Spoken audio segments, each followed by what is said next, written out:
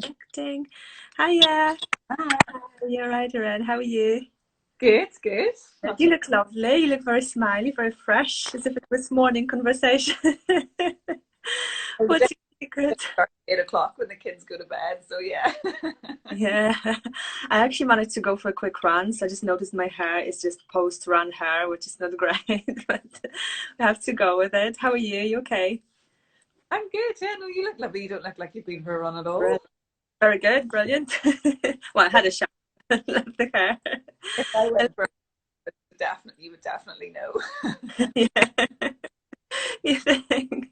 It's really good to see you. Thank you so much for your time, Yeah, because I know how busy you are. no problem. Um, just to start us off, would you mind introducing yourself to watching us tonight, if that's okay? Yeah, of course. So, my name is Irene. I am the founder of BellaMoon.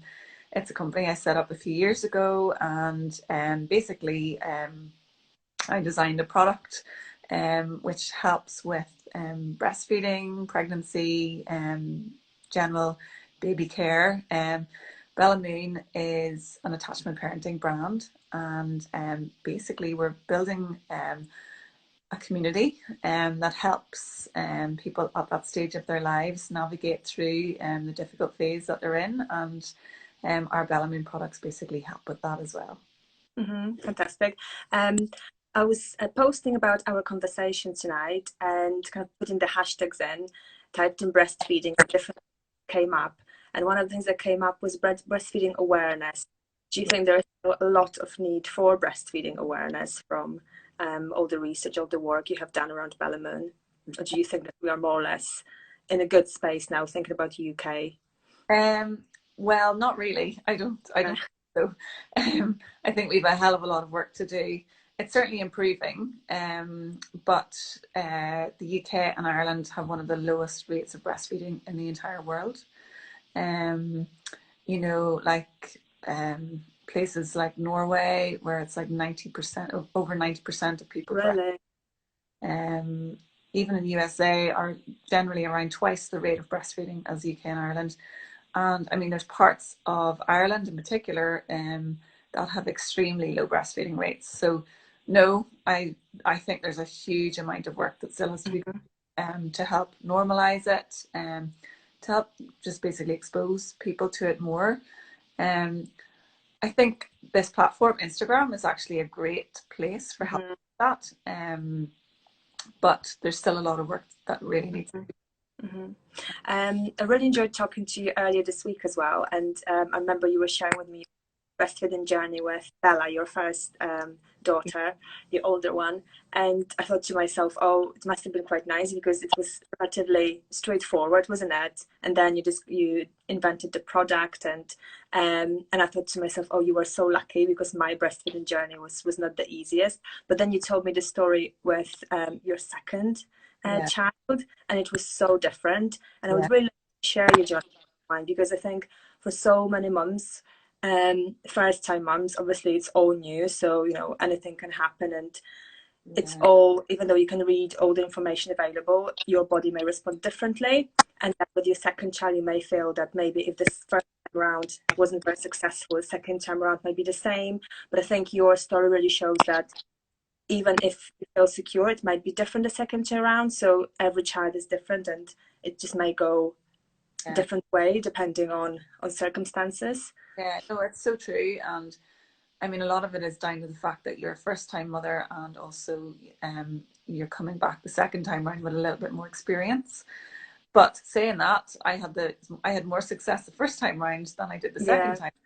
Um, so with my first baby, I was very much by the book. I went to all of the breastfeeding classes in advance, and not having come from a position where I didn't really know or understand anything about breastfeeding, I didn't have any preconceptions about breastfeeding. I came from a family where I wasn't breastfed, so it wasn't anything that was really in my knowledge or in my, I wasn't exposed to it. Hmm. Okay? Um, so when I was educating myself on it, I sort of had a strong feeling that I would actually really love to do this. I can see the huge amount of benefits for breastfeeding. you know, for not only in providing babies milk, but also the bond that you're creating and all the other that breastfeeding provides in terms of comfort and protection and nurturing. So for me, I was like, okay, yeah, I'm in, I'm all in. I really want to try and make this work. So with Bella, it just worked. We were very fortunate. She didn't have any issues that a lot of other mothers have. She didn't have tongue tie, she didn't have colic. She was just one of those sort of, you know, textbook babies. Now she Yeah. sleep. Yeah. And that was, you know, obviously the challenge that we faced, but breastfeeding was a success. Roll on 4 years when it came to Darcy, and I didn't do any of the research because I already knew how to do it, or so I thought. Yeah. Here she comes along, and immediately we have a challenge. My birth with Darcy was totally different. It was a lovely birth. It was a pool birth, a water birth, sorry. But um, immediately after my birth, I had a retained placenta, and I had to go straight up to surgery. Mm. I wasn't allowed to breastfeed Darcy straight away, so I was away from her for 3 hours. Immediately after birth, I mean, I only got to hold her for like a minute, and then handed to my husband. And that affected me mentally because I spent the whole time in tears in theatre, panicking about, you know, what, how is this going to Of course. affect her? And then thereafter, it wasn't plain sailing. Her latch wasn't great. Now, she didn't have any issues, technical issues with her latch. It just took us a lot more time to figure it out. She had colic as well. So I had to deal with that. And there was a lot of issues, you know, with, well, the colic was brought on by a dairy allergy, which I discovered later on. So there was a lot of issues in trying to figure as well. We figured it out in the end, but I did need the help of a lactation consultant, which I called upon around day 10. So I waited that long because I thought, well, I've done this before. Like, surely I can do it again. Surely this is just the same.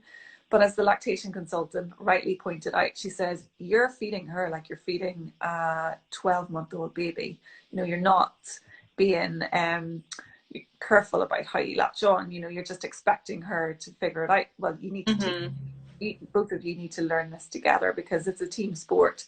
And can't expect her to catch up with you because you did it before.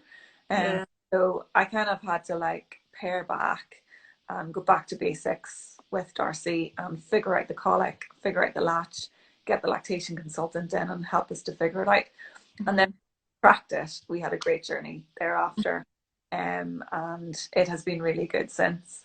I think both breastfeeding journeys are very different because I was a different person with Bella. I was very much impacted by what society thought of breastfeeding, and I was very much aware of the judgment from other people, like, oh, you're not supposed to breastfeed past 6 months. So, you know, at 6 months now, are you going to stop? And you're kind of like, oh, well, at 6 months, well, what happens? Does my milk just dry up in months? Like, no, that's not the case. And I didn't realize that until we got to 6 months. It was like, okay, well, it's 6 months. Am I supposed to just stop? Right? That's it. But like, no, she had different ideas. I had different ideas. And it took a lot of confidence building for me to actually say to other people, you know, that's actually, you know, that's not a fact. That's just, you know, a recommendation. Yeah. I am my own person and I will choose to end this journey, or we together, we will choose to end this journey when it feels right for us. But it took a lot of confidence building for that. I would scuttle away into a room away from my family. I would basically hide the fact that I was breastfeeding my daughter at like 12 months, 13 months, 15 months, because I felt like I was doing something that was really naughty, that I That's wasn't doing. that. I I can was think about about it. So, and again, fast forward to this breastfeeding experience with Darcy, I now have the, you know, the it now. I benefit. now just like boobs out. Like, if you think I need to stop, but no, I actually don't care what you think. I'm just going as long as I want. You know, you can you can talk about it behind your back if you want. I don't care. Yeah, This take that. but obviously, you know, I'm not the best person at breastfeeding in public. I never have been. I'm a little bit shy when it comes to that. But I am proud to continue to breastfeed Mm-hmm. and to tell people that I continue to breastfeed my daughter, and I will continue to feed her until she's ready to stop. Mm-hmm. Ready to stop. And with Bella, we lasted around 18, 19 months. And it was a wonderful experience, and it completely broke my heart when we had to stop. But at the Yeah. same time, we were both, you know, kind of mentally ready to stop. Mm-hmm. This time was Darcy. I know Darcy is my last baby, so I actually think I'll probably have a mental breakdown when it Yeah. comes. I really, Yeah. I'm not ready for that. I can't Yeah. conversation about that right now because the thought of it just upsets me. Yeah, definitely, 100%. And it's interesting you said, you know, it's kind of that 6 month mark, but also it's around the time you start weaning. And one of the comments we had under the post about today's conversation was that it's such a different kettle of fish feeding a baby, breastfeeding a baby, and breastfeeding a toddler. Yeah. Can you relate to that? Because one of the moms commented she's now at that stage that, you know, she had it all figured out with the baby. And once, you know, you are settled, it's always the case of being a parent. Once you just feel for a second that, oh, I've got this, something happens and it changes. There's So that's the the right question. time. And I mean, to be honest, I was going back to work around 6 months. So, you know, I had actually introduced a bottle. So I was expressing milk and starting Mm-hmm. her bottle during the day. And I was working during the day. So then she was transitioning. She was just feeding in the evenings, and she was feeding at night, and she was feeding quite a bit at night Mm-hmm. to make up for the lack of feeding during the day, even though she was having her bottles of breast milk in nursery. However, along comes COVID-19 and creches are closed Yeah. and home, and lo and behold, she is, you know, back feeding, which is great. You know, I love it. I'm Mm-hmm. happy with that. But yeah, I mean, there is a huge difference between breastfeeding a baby, a newborn baby, and breastfeeding a toddler. But it only like a huge change because it's just a natural evolution. You know, Mm-hmm. you're just going along your journey, and you notice these incremental changes as time goes on. So you know, you just learn to adapt to your baby. But you know, obviously they don't feed as much as they would do in the newborn days. Like, I mean, a newborn Mm-hmm. baby will feed every 2 hours. It could be every 1 hour. It could, you know, Yeah. they cluster feed, so you know you could have a baby attached to you for hours. You know, it just Mm-hmm. it and it also depends on the baby. Like, every baby's different as well. Yeah. Babies like different positions. Some babies like the sitting up position, some babies like the lying down position, some babies like the rugby hold position. You know, it depends on the baby, and it Mm-hmm. also depends on the mother as well, and you know Mm-hmm. how comfortable they are in the various different positions too. But breastfeeding a toddler, you know, obviously they're getting their food, or you know, food. The saying is, food before one is just for fun. So Yeah. you know, they're getting food, they're trying food, but you know, is it really going in? Some Mm-hmm. babies it doesn't. Darcy's, you know, in the middle. She's okay at her food, but she's not great, and she definitely relies on her milk to Yeah. keep her going. And obviously, you know, she gets to her certain points during the day when she's looking for it and she's crying for it. So Mm-hmm. certainly not ready to make any sort of transition to food only, but Mm-hmm. he's too young for that anyway, you know. Yeah.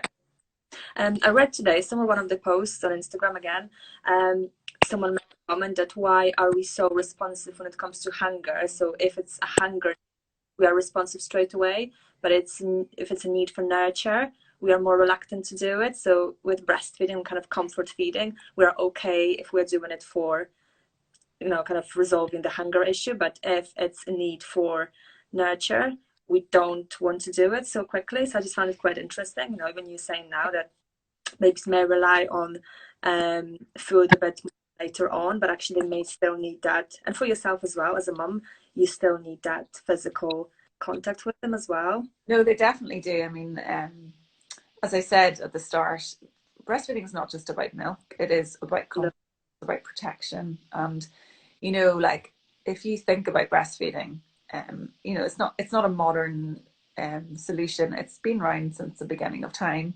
You know, Mm-hmm. it's been around since the start of the human race. That's how we evolved, because babies were, you know, able to breastfeed. Yeah.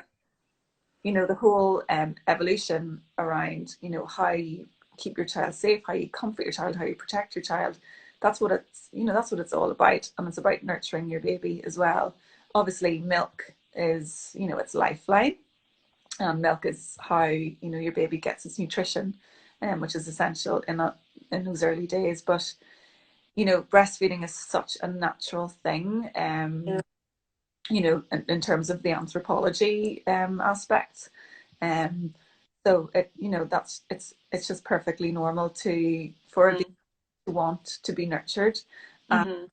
you know, breastfeeding is it's enjoyable as well. You know, it's a nice feeling for a mother when you breastfeed. Mm-hmm. Um, so you know, your babies are designed to be beautiful so that you get, you know, that kick out of nurturing them and feeding them as well. Mm-hmm. Yes, it's demanding at times, but it's lovely. You know, it's really Mm-hmm. so. It is, definitely. And chatting to you and earlier this week again, we're chatting a little bit about breastfeeding positions.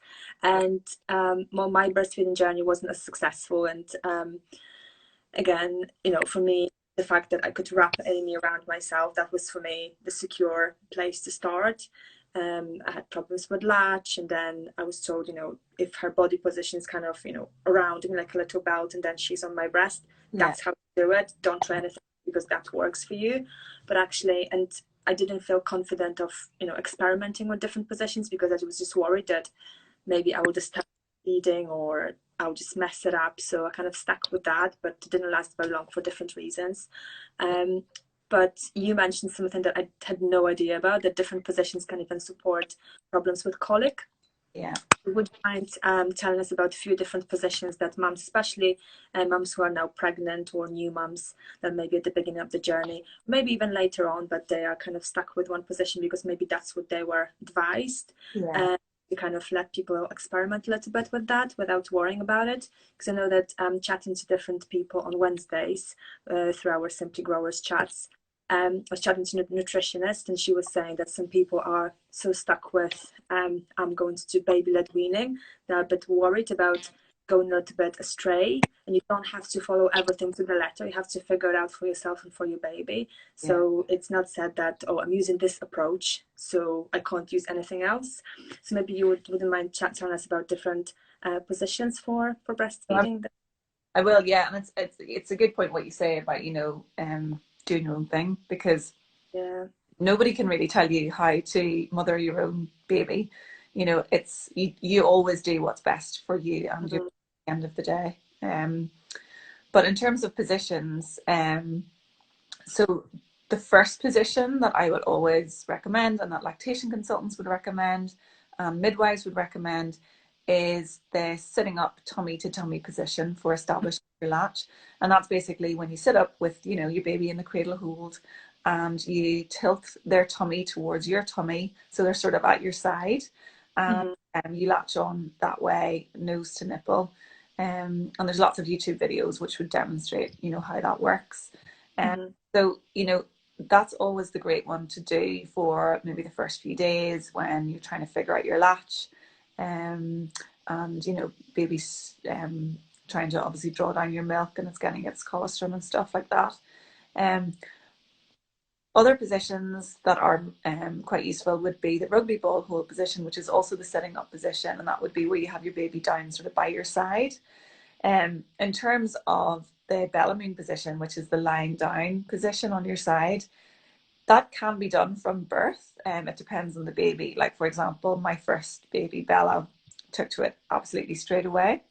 Some babies who have issues with colic, it may take them about a week or so before they are able to do that. Like Darcy, for example, it took her a few days. It took her about a week actually to really Mm-hmm. perfect that position. Um, but basically, lying on your side, you can do tummy to tummy as well. So you, rather than having their heads tilted to the side to reach your breast, that you can roll them in towards you, so you're tummy to tummy with them too. So, um, there's lots of different ways that you can do it. And again, it's about finding the way that's comfortable for you. And the lying down position, whether you do that in the BellaMoon or without a BellaMoon, the best way to do that is with your arm. You lie on your side with your arm outstretched over baby's head and your knees tucked up underneath baby, and baby is positioned with its head at your breast. And you'll see that position, you know, on the BellaMoon Instagram page or BellaMoon. And that, you know, our bodies are designed for that position, and that's why BellaMoon is designed around that position, because it's just so natural. Yeah.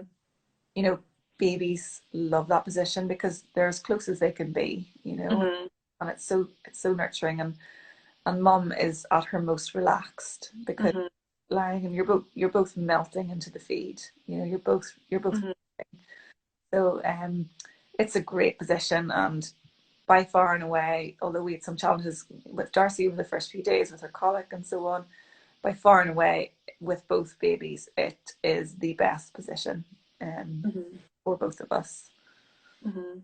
Yeah, I obviously had a look at your Instagram. Love your Instagram, because all those photos, as you just said, they just look so natural. Mums just look like it's the best thing in the world. Like they wouldn't like to be anywhere else. Whereas, you know, you hear those stories like, I'm feeding the baby, my phone is out of charge, I can't do anything else. Whereas in your feed on your Instagram, everyone looks just so serene. So definitely everyone have a look at BellaMoon's Instagram feed. It's definitely it's so relaxing. And I mean, there's no greater feeling than lying down on your side to feed your baby. Like, it's one of the most beautiful feelings in the world. And fundamentally, that's why I designed BellaMoon, because when I lay down on my side to feed Bella, and I think she was 2 days old, I was completely overwhelmed with this incredible feeling of love, like, be it oxytocin or whatever was going on, but it was just a really overwhelming feeling. And I said to myself, I have to find a way to bottle this feeling, because, you know, this is what it's all about. You know, this is motherhood, you know, this moment in time, this feeling. And, you know, you get mums who are, you know, trying to get their baby to sleep and put them down and get time to yourself, and, you know, separate baby from mother, but that's not right. It's about mother and baby being together, and that's what BellaMoon is about. It's about togetherness and embracing that moment and enjoying that moment in time and melting into that whole breastfeeding journey and experience and relaxing into it. Because if you're relaxed, baby's relaxed. Absolutely, yeah. Babies feed off your feelings, don't they? But I'm going to ask the next question. I'm going to turn the light, because I just realized our conversation is 9 o'clock and it's getting darker and darker here. But you said about being on your side with your baby, the most comfortable position in the world. And I'm thinking back to the time when I was pregnant and having that in my head that I have to be on my left side, because that's the most position, and it's the healthiest, because it's about the liver, isn't it? All the toxins being flushed from the body. And thinking to myself that was the most uncomfortable position, because you have to, in your head, stay on your left. If you wake up in the middle of the night on your back, on your right side, you freak out because you're probably hurting the baby. And you just learn to hate being on your left side. So I would like to ask you about perfect position during pregnancy, and your BellaMoon and your 7-in-1 system response to that as well. I'm just going to really quickly turn the light on. Okay. Yeah, so the best position in pregnancy is to lie on your left side. And I think we probably have a blog post about this on our website. But yeah, it's basically because your liver is on your right. So you don't want like the large size of your growing uterus to fall on that. And also it helps with blood flow and circulation to the heart and so on as well. So it is the best position to feed on. But I mean, don't panic if you roll over onto your back for. Oh, I remember when I was pregnant, it was the thing. I was first baby. It's, oh my gosh, obviously you want to do everything, you know, according to the textbook, and just freaking out a bit. But with sleeping on your left side, and that obviously being the best position, you should be having between your legs at a certain stage, shouldn't you? Should be what? Sorry, you cut out there. Should you have something between your legs to kind of balance time versus you being flat, and then your legs? you're still sort of breaking up, but I think I can get the gist. Okay. Yeah, so when you're lying on your left hand side, in a BellaMoon, for example, we sell the BellaMoon pregnancy pillow. So you lie with the pillow at your head and around your back and through your hips, and Okay. tuck it underneath your bump. That's the best way to support that position, because if you're Okay. to roll anywhere during your pregnancy, you're more than likely going to roll on your back. So it keeps you cocooned and it keeps you really, really comfortable. And it is just an incredibly comfortable pillow as well to be in. But yeah, once you're in that position and once you lie in a BellaMoon in that position, Mm-hmm. really don't want to get out of it. Okay. Anyone would think I'm actually trying to sell a product here, but I'm not. It genuinely, when I was pregnant with Darcy, it is so comfortable. You know, you just didn't want, I just didn't want to move. I would lie in that position for the entire night and not want to move. Wow. And to the point where I did all of my birthing affirmations in it. So I did some hypno birthing before in preparation for my birth. And I would always lie on my left hand side with my birthing affirmations playing on my phone. And I would practice, you know, getting my head mentally ready for the enormous journey that was about to happen, because I was incredibly nervous about it. So when I actually went into labour, and I was in the hospital and I was undergoing labour, and I had no pain relief at this stage. I was kind of going through it on my own. Mm. The midwife gave me lots of different things that I could use, like birthing balls and little cushions that I could put my tummy in and stuff. Thankfully, I brought my pregnancy pillow to the hospital with me, because I was like, no, none of this is working. This is all making me feel really uncomfortable. And I took my pregnancy pillow out and I turned on my affirmations. And I was latent, going from latent into active labour, and I fell asleep. And I No. yeah, No. slept in my pregnancy pillow for 2.5 hours during like labour as I transitioned. Sold. So like that's how relaxing it was, and Yeah. how much of a positive impact it had on my pregnancy and on my birthing experience, because Mm-hmm. it created this space, lying on my left hand side, knowing it was the best place to be that was recommended, knowing that, you know, my head was in this beautiful space for, you know, creating this hypnobirthing experience, and just the immense comfort that I felt and the safety of it. And I knew, I mean, mentally, I knew I was in a safe place. So, yeah, that lying on your left hand Incredible. has so many benefits for your body, but also mentally for your birth experience. You know, if you can Yeah. find your mental space in that and prepare for your birth that way, then it's a great place to be. Mm-hmm. Well, if I ever need it, I'm sold 100%. If I can have fall in labor, got me. I don't remember my labor being that relaxing. Having said that, when in my preparation for birth, I didn't do hypnobirthing, but I compiled a playlist of proper dance tunes. And I thought to myself, I'm going to rock that labor. I'm going to properly disco it out. That when the contractions kicked in, I was so desperate. I turned Netflix on and I watched about 6-7 hours of Blue Planet. So yeah, I still think I should send David Attenborough a personal note saying how, you know, what a connection we had during my 6 hours of labor. This kind of, I suppose, version. Did it help? I mean, did it help with your pain? It did. It really weirdly did. His voice, all that blue, the water, animals floating. I suppose it was a version of hypnobirthing almost. Right? Very Did easy. you know, with time machine and everything, I rocked it. But then at Yeah. certain point, you just don't. You know, the pain properly kicks in, and Yeah. yeah, it was pretty straightforward birth. But how many hours was it? 8 hours. Wow. Right. Yeah, good. Yeah, all natural, but Very good. definitely fall asleep during. The opposite. Yeah, so I know I uh, talked myself at that point. It was like way too calm, you know, it was yeah, going on here. I don't know. very good.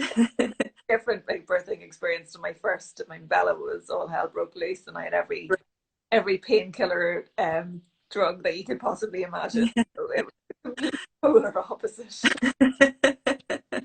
Oh Yeah, but don't you find that actually even talking about it after it happens is just so therapeutic, isn't it? And even writing it down, writing your birth story down, kind of helps you to put everything in the right place in your brain. I found it I quite know, helpful.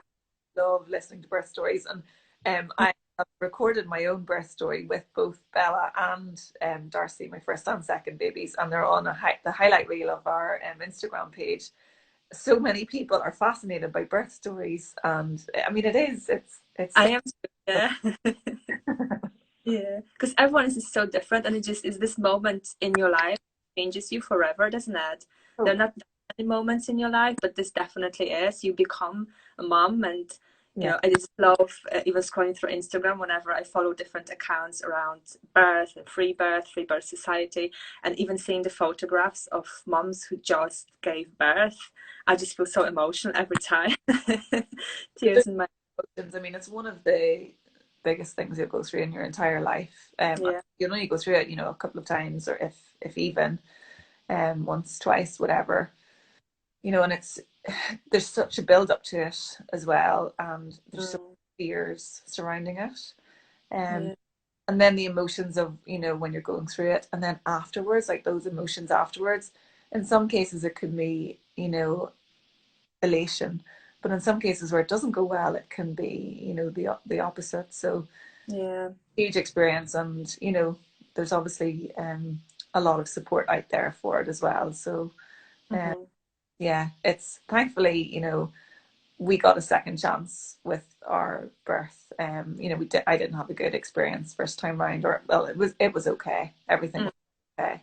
But I had some regrets after it. But second time round, I was so thankful that I got the opportunity to have the birth of my dreams, really. And I would put that down to a lot of preparation, a lot of mental preparation, mhm, time round to dispel the fears that I had around the first time, uh, mhm, and sort of reflecting and re-examining, what I didn't enjoy about the first time round. And also a huge part of it was getting my partner on board and getting him to be the birthing partner that I really needed him to be. mhm, And he was amazing. mhm. So yeah, it's a huge area, but Yeah, the birth stories are lovely. yeah. It's interesting what you said there, because talking about Emma from Love Your Birth a few weeks ago, she's a hypno birthing consultant teacher, and she said exactly the same thing, that for so many important events in life, important speech, important presentation, we put so much preparation into it. So kind of get rid of that fear. Whereas with labor, we don't. Yeah, And we really should, because there is something we're probably scared of. It is such a powerful experience. We read so many books for what happens when the baby's born, but for the actual process of giving birth, we probably don't put enough yeah, uh, preparation in. So it's quite interesting that you basically said the same thing, just in different words. yeah. And Very the more interesting. you put in, the more calm you are as well, because Yeah. you feel prepared. If you prepare, you will feel prepared.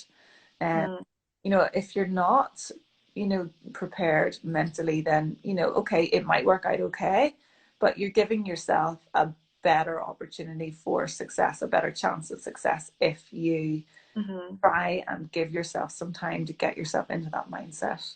Yeah, 100%. And then, as we said earlier, you're ahead after the baby's born with the reality of breastfeeding and the pressure and expectations and different things, that society puts in you. Would you recommend sources of support if someone is now at that point where they would like signpost it to different resources? And I know you've done tons and tons of research into that. Would you mind pointing Yeah. anyone interested in the right direction? Yeah, well, and of course, at the minute you've got COVID, so the support Yeah, you see, normally have, of course, yeah, is a lot more intermittent than what it would be. Um, well, maybe not intermittent, that's not the right word, but it's not face to face anymore. yeah, It's, over the phone, or like this over, video call.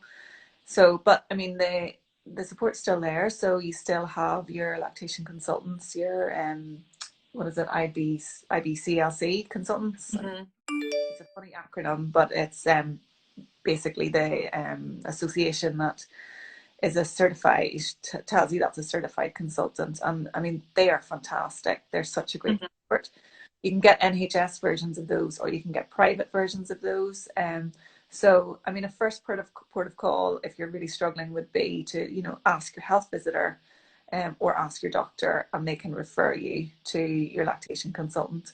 Or, you know, to save maybe time or whatever, you can just go private, and you can find any number of lactation consultants in your area by looking up the British version of the Lactation Consultants Association, and the Irish one as well. I think the Irish one is the ALCI is the Irish one. And then, like, there's lots of online support. You've got Lesh League, huge support, and they have lots of consultants as well.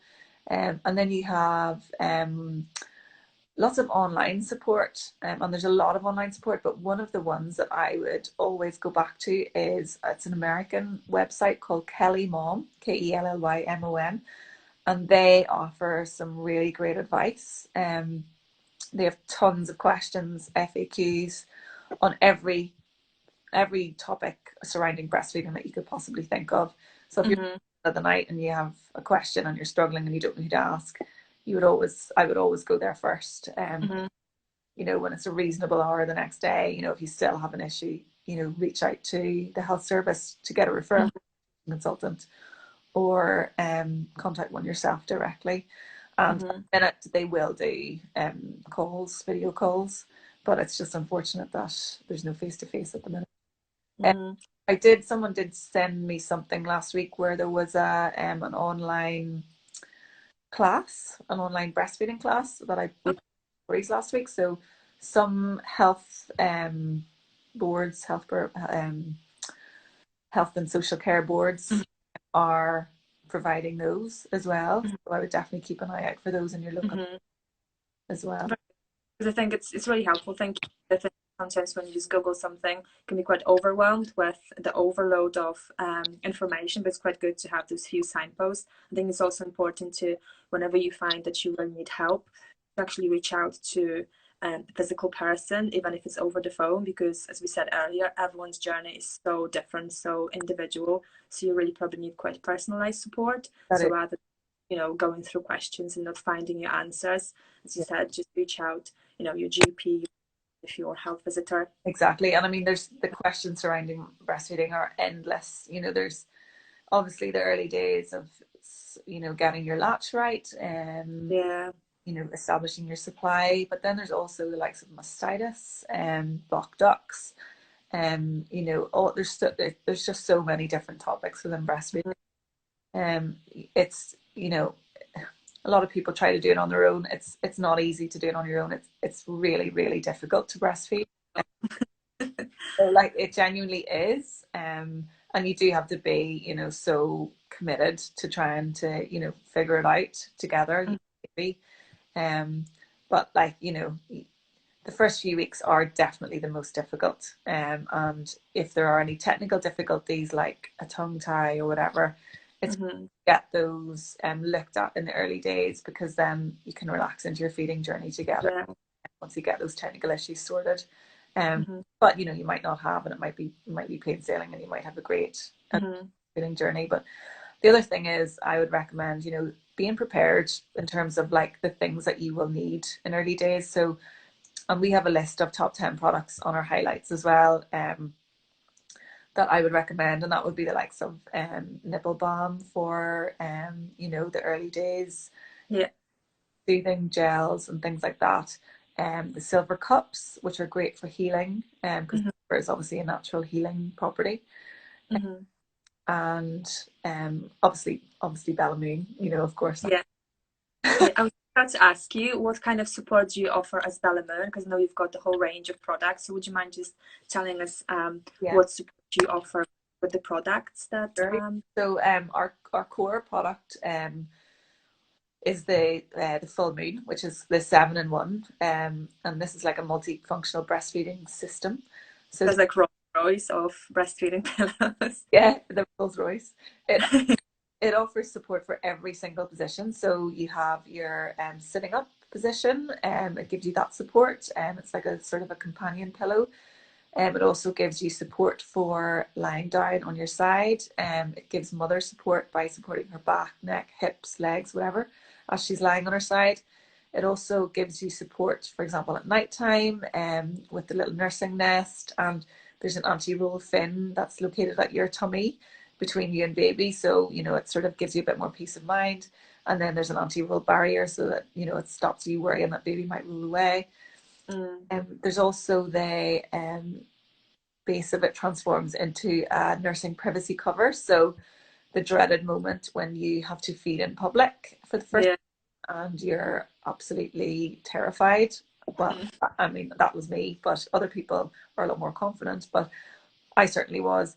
And I think it's important to say, you know, like obviously now we're going to be coming out of lockdown soon and there's going to be all these new mothers who are breastfeeding their babies that have to go out in public for the first time, and you know that whole new area that you know they need to teach themselves to learn, and not only in public but even worse in some cases is breastfeeding in front of your family or your extended family, because you feel a lot more uncomfortable about that. Nursing privacy cover, which we offer as well for that.